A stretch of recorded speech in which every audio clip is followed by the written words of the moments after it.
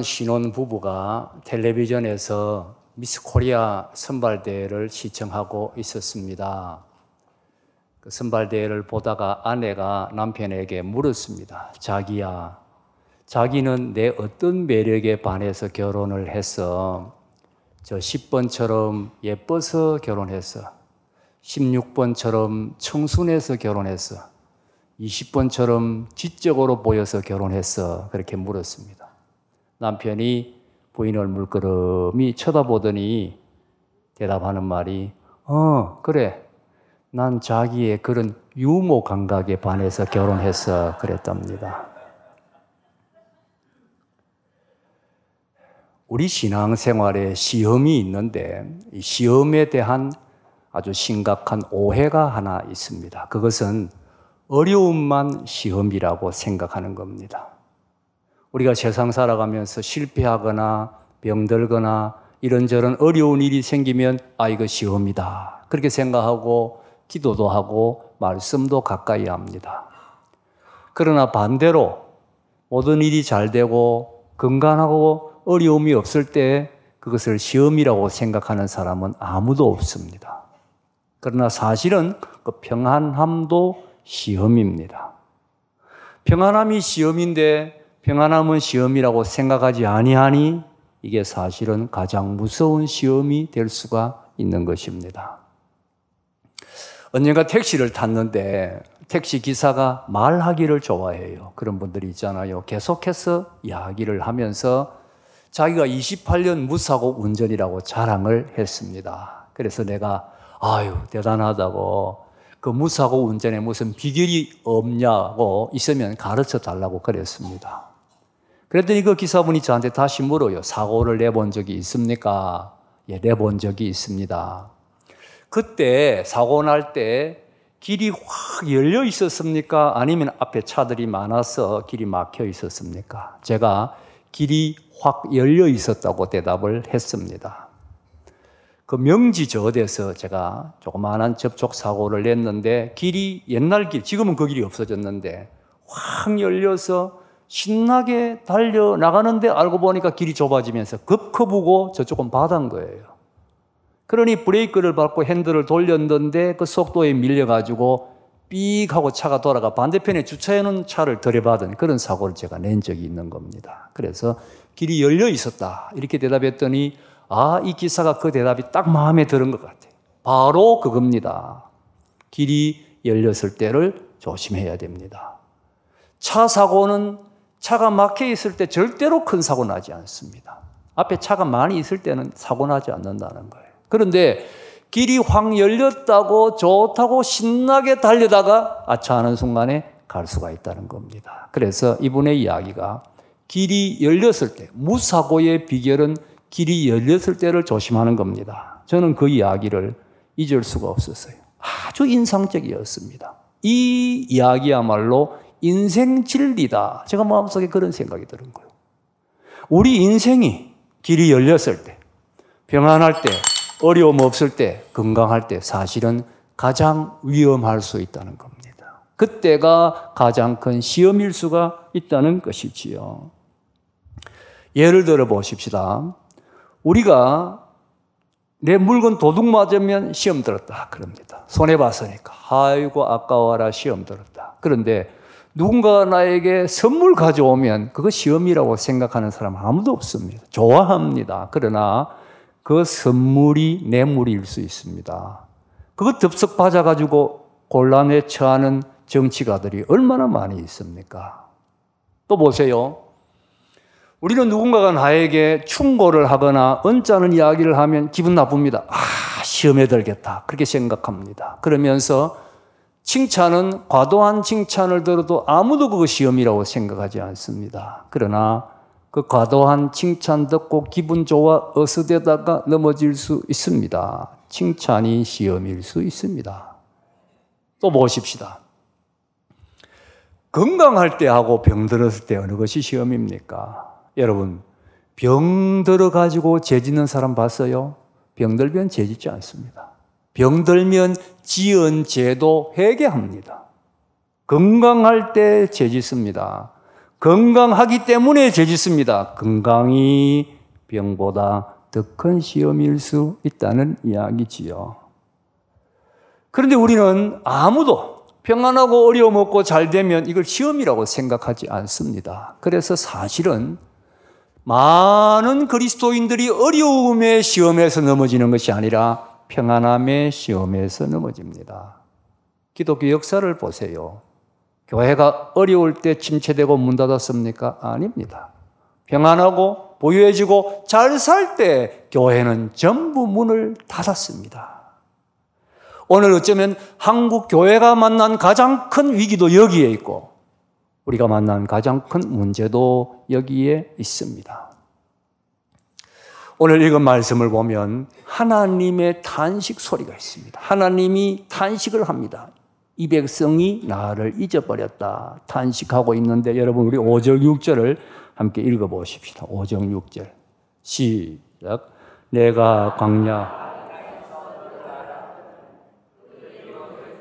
배가 불렀고 배가 부르니 그들이 마음이 교만하여 이로 말미암아 나를 잊었느니라. 이스라엘 백성들이 하나님을 잊었다고 하나님께서 탄식하고 있습니다. 이스라엘 백성들이 누굽니까? 한마디로 하나님의 백성이지요.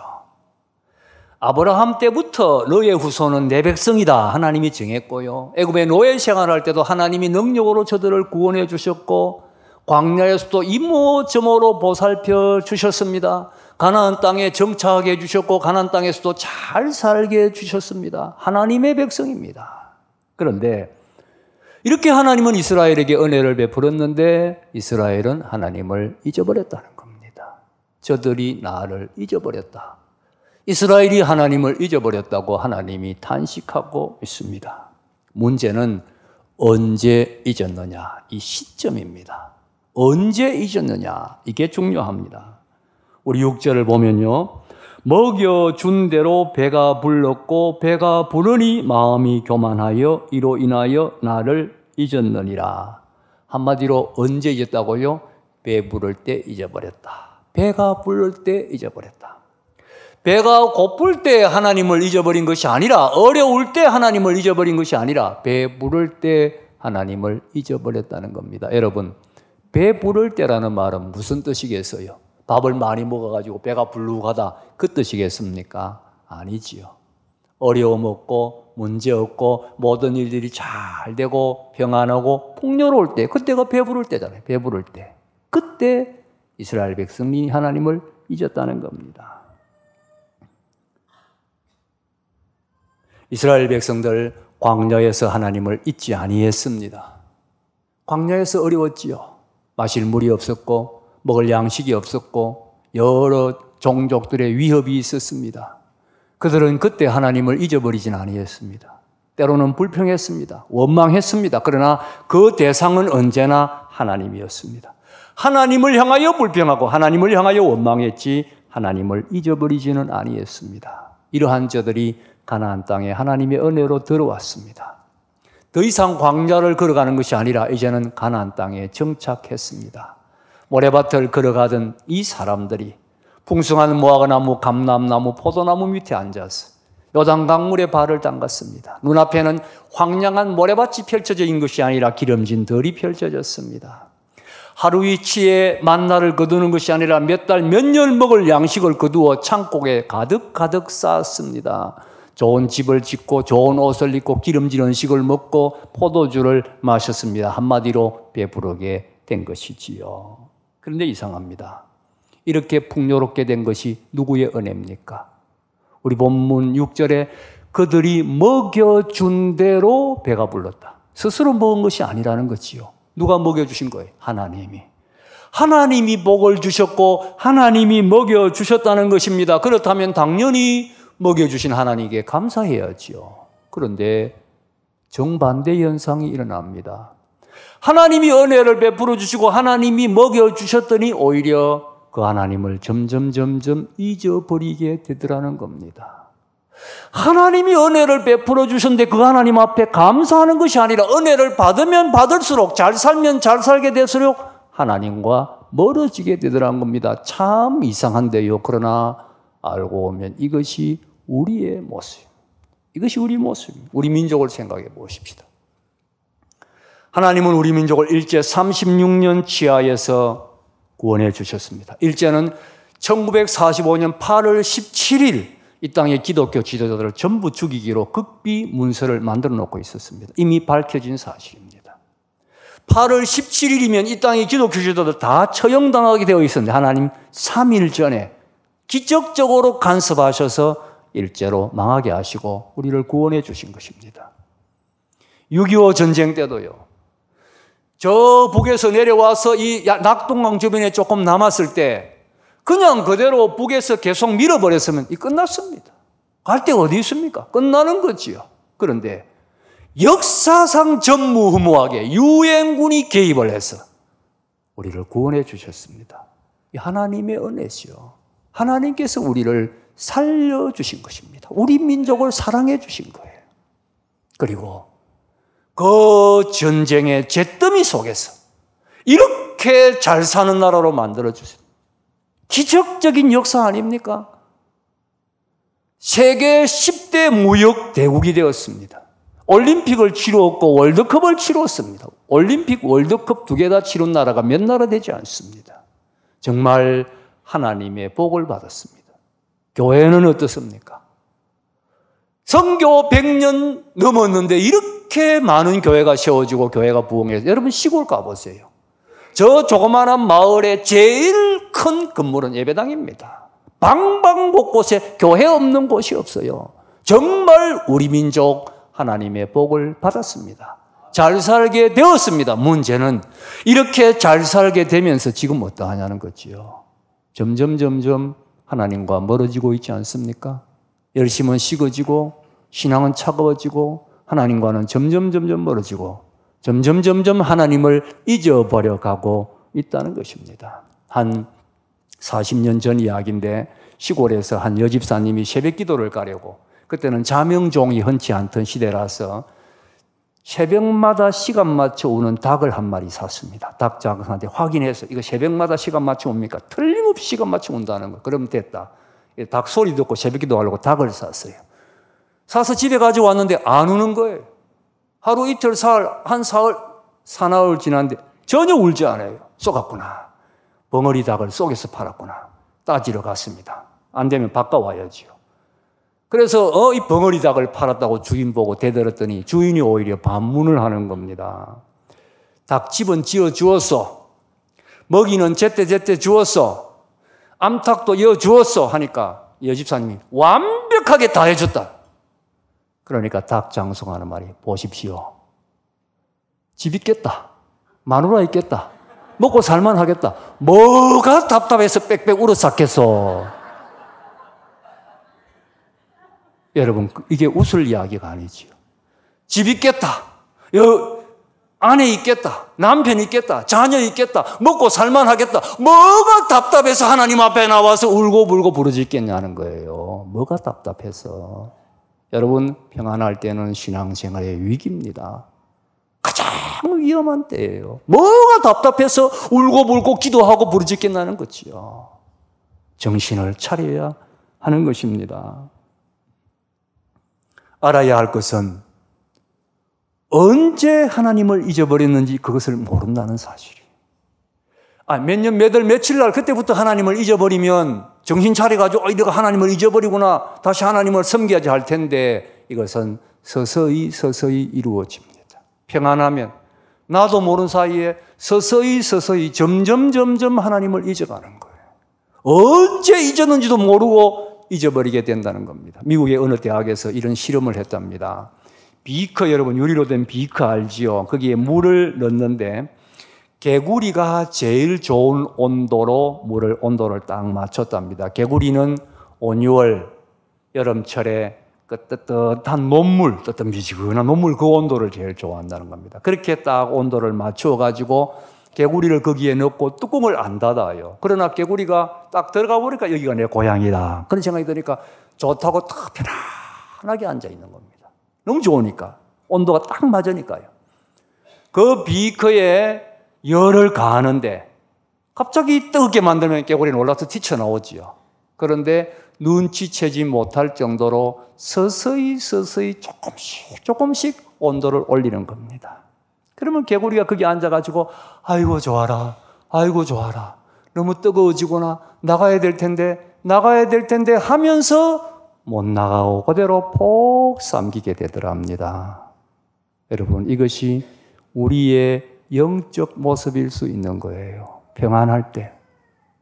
이러면 안 되는데 하면서도 그대로 영적으로 하나님과 멀어지고 영적으로 죽어갈 수 있다는 이야기지요. 여러분 어떻습니까? 한번 나를 점검해 보세요. 어떻게 점검할 수 있느냐? 몇 가지로 점검해 볼 수 있는 게 있습니다. 첫째는 기도하는 시간이 점점 줄어듭니다. 평안하면, 나태해지면 기도하지 않습니다. 내가 하루에 몇 분을 기도하느냐, 정규적으로 기도하는 시간이 있느냐 한번 점검해 보세요. 기도 시간입니다. 두 번째는 말씀 가까이 하는 시간입니다. 성경 읽는 시간이 있습니까? TV는 실컷 보고 드라마도 보고 연속도 보고 신문도 보고 다 볼 시간이 있어도 성경 읽을 시간 없다면 이거 내가 지금 영적으로 죽어가고 있는 겁니다. 그 다음 세 번째는 교회에 나오는 횟수가 줄어듭니다. 수요 기도에 안 나옵니다. 새벽 기도 안 나옵니다. 주일 오후 예배도 참석하지 않습니다. 주일도 그 다음에는 슬금슬금 왔다 갔다 하면서 나오기 시작합니다. 영적으로 죽어가고 있는 겁니다. 그러면 어떻게 해야 합니까? 우리는 평안함 속에서도 하나님을 제대로 바로 섬기고 능력 있는 신앙생활을 해야 되는데 이 평안함 위기, 평안함의 시험 속에 어떻게 해야 하나님을 온전히 섬길 수 있습니까? 첫째는 처음을 늘 생각해야 됩니다. 처음으로 돌아가려고 노력해야 됩니다. 원래를 회복하려고 노력해야 됩니다. 우리 본문이 가르치는 진리도 그거예요. 여러분, 우리 4절을 한번 읽어보십시다. 4절 읽겠습니다. 시작. 그러나 애굽 땅에 있을 때부터 나는 내 하나님 여호와라. 나밖에 내가 다른 신을 알지 말 것이라. 나 외에는 구원자가 없느니라. 너희들에게는 나밖에 다른 신이 없다. 나 외에 알면 안 된다. 내가 너희들의 구원자다. 내가 너희들을 애굽 땅에서 구원해 주지 아니했느냐. 구원해 주지 아니하면 너희들은 자자손손 거기에서 노예 생활할 수밖에 없었는데 내가 너희들을 구원해 주지 아니했느냐. 그 은혜를 기억해 보아라. 구원의 은혜, 처음의 은혜, 그 감격을 다시 회복해라. 왜 나를 잊어버리느냐. 하나님 말씀하시는 것이지요. 우리를 구원하신 하나님의 은혜, 처음의 그 기쁨을 사모하고 돌아가려고 노력해야 됩니다. 5절 말씀도 마찬가지예요. 5절 보면 내가 광야 마른 땅에서 너를 알았다 그랬는데 여기 알았다는 말은 보살펴 주었다는 겁니다. 광야에서 마실 물이 없을 때 반석에서 생수가 터지게 하시고 먹을 양식이 없을 때 만나를 내려주시고 이웃의 족속들의 위협에서 하나님께서 전쟁에 승리하게 하심으로 보호해 주시고 하나님이 보호해 주셨어요. 그 하나님의 은혜 그거 잊지 말아라.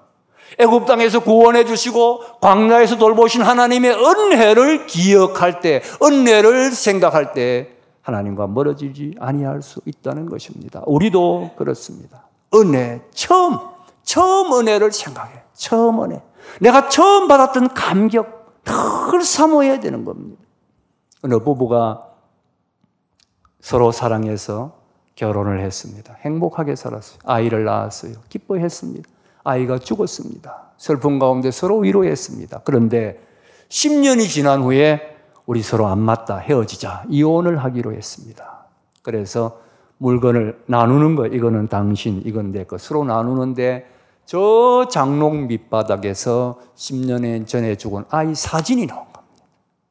두 사람이 말없이 아무 말도 하지 않아 똑같이 그 사진을 쳐다본 거예요. 사진을 쳐다보면서 아무 말도 아니했지만 두 사람의 생각은 10년 전으로 달려가는 거지요. 그때 서로 그렇게 좋아하며 연애했던 때, 결혼하고 그렇게 신혼의 기쁨을 누렸을 때, 아이를 놓고 그렇게 행복했던 때, 아이가 죽고 서로 슬픔 가운데 위로하며 격려했던 때를 서로 같이 생각한 거예요. 그렇게 생각하다가 누가 먼저라고 말할 것도 없이 서로 다시 화해하고 합쳐서 행복하게 살았다고 합니다. 처음으로 돌아간 것이지요. 그렇습니다. 여러분이 처음 은혜 받았을 때를 생각해 보세요. 얼마나 좋았습니까? 기쁨이 있고 눈물이 있고 감격이 있고 그때를 잊지 말고 그때를 사모해야 되는 거예요. 그때를 늘 회복하게 해달라고 하나님 앞에 기도해야 하는 겁니다. 가만히 두면 여러분 우리 신앙이 나태해집니다. 가만히 두면 이게 희미해지게 되어 있어요. 늘 처음을 생각하고 처음의 은혜를 하나님이 회복하게 해주십시오. 그 감격을 다시 찾기를 원합니다 하는 사모하는 마음을 가질 때 하나님께서 우리에게 첫 은혜를 회복해 주시고 첫 은혜가 회복될 때 우리는 어떤 평안함 가운데서도 감격스럽게 주님을 섬길 수가 있습니다. 처음 은혜를 잊지 말고 회복하는 여러분 꼭 될 수 있기를 바랍니다. 두 번째는 평안함이 시험인 줄 알고 평안할 때 더 열심히 신앙생활을 해야 합니다. 별 수 없습니다. 사람은 가만히 버려두면 평안할 때 나태해지게 되어 있어요. 그래서 이 평안함이 시험이다 그렇게 생각하고 내가 더 열심히 신앙생활을 해야지 의지적으로 노력을 해야 됩니다. 의지적으로 노력을 해야 됩니다. 여러분 보세요. 성경에 예수 믿는 것은 좁은 문으로 들어가서 좁은 길로 가는 것이다. 무슨 뜻입니까? 쉽지 않다는 뜻이지요. 좁은 문, 좁은 길, 어렵다는 뜻입니다. 예수 믿는 것은 어려운 거예요. 주님은 우리에게 나를 따르려거든 뭘 줘요? 십자가를 지고 나를 쫓아라. 십자가가 얼마나 무서운 사형틀입니까? 그 십자가를 지고 나를 쫓아라는 말은 예수는 어렵게 믿는다는 뜻이에요. 예수는 정말 힘들게 믿어야 하는 겁니다. 여러분, 옆에 있는 분에게 한번 말씀하세요. 예수는 어렵게 믿어야 한답니다. 한번 이야기하세요. 예수는 어렵게 믿어야 한다. 예수 쉽게 믿지 마십시다. 한마디 하세요. 예수 쉽게 믿지 마십시다. 정채봉 씨라고 동화 작가, 지금 세상 떠났는데 이분이 쓴 동화 중에 콧뚜레가 일을 한다라는 동화가 있어요. 콧뚜레. 농부가 소가 송아지를 낳았는데 2마리를 낳았어요. 송아지가 자라다가 콧뚜레를 띌 때가, 콧뚜레라는 건 고삐를 말하는 겁니다. 코 알지요? 코에 구멍에다가 이렇게 고삐를 끼잖아요. 그거 딱 잡으면 소가 꼼짝 못하고 소를 다스릴 수 있는 게 그 콧뚜레, 고삐잖아요. 그런데 그거 끼면 아프거든요. 그러니 이제 형님, 송아지가 주인에게 사정하는 겁니다. 나는 그걸 안 끼어도 열심히 일하겠습니다. 2배로 일하겠습니다. 순종하겠습니다. 그러니 제발 그거 끼지 말아주세요. 그래서 이 형 송아지는 주인이 콧뚜레를 안 끼었어요. 동생은 끼었습니다. 처음에 이 형 송아지가 일을 잘했어요. 쟁기도 메고 다 밭도 갈고 다 했어요. 점점 잘합니다. 그러니 점점 귀찮아지는 거예요.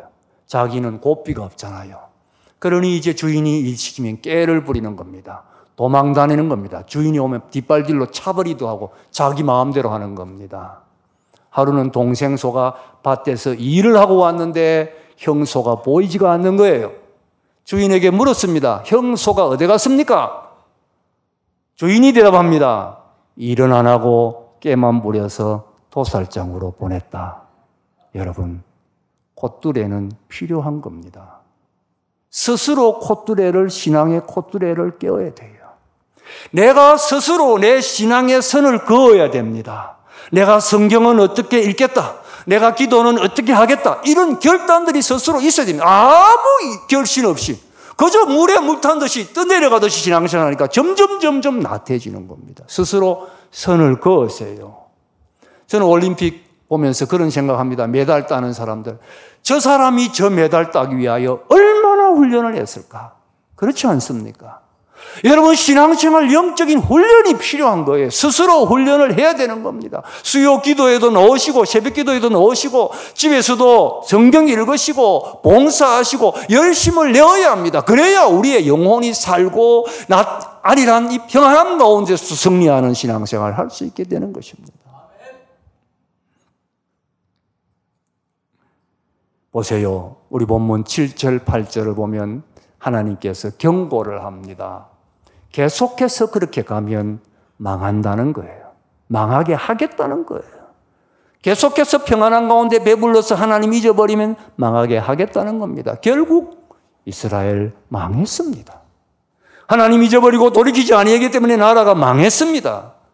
여러분 유럽의 교회들을 보십시오. 교회들이 얼마나 큽니까? 관광 가보면 참 유럽 관광 자체가 예배당 관광이에요.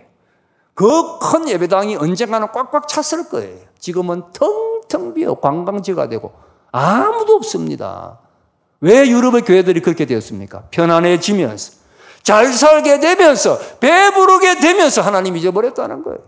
돌이키지 아니할 때 결국은 망하고 말았다는 것입니다. 기독교가 망하고 말았습니다. 여러분 정신 차려야 합니다. 나를 잊었느니라 이 탄식이 우리를 향한 하나님의 탄식이 되지 않게 해야 합니다. 그러기 위해서 우리 처음 은혜를 사모하고 어떻게 하면 내가 처음 은혜를 회복할 수 있을까? 그 감격, 그 기쁨, 그 은혜의 신앙생활을 할 수 있을까? 발버둥을 쳐야 합니다.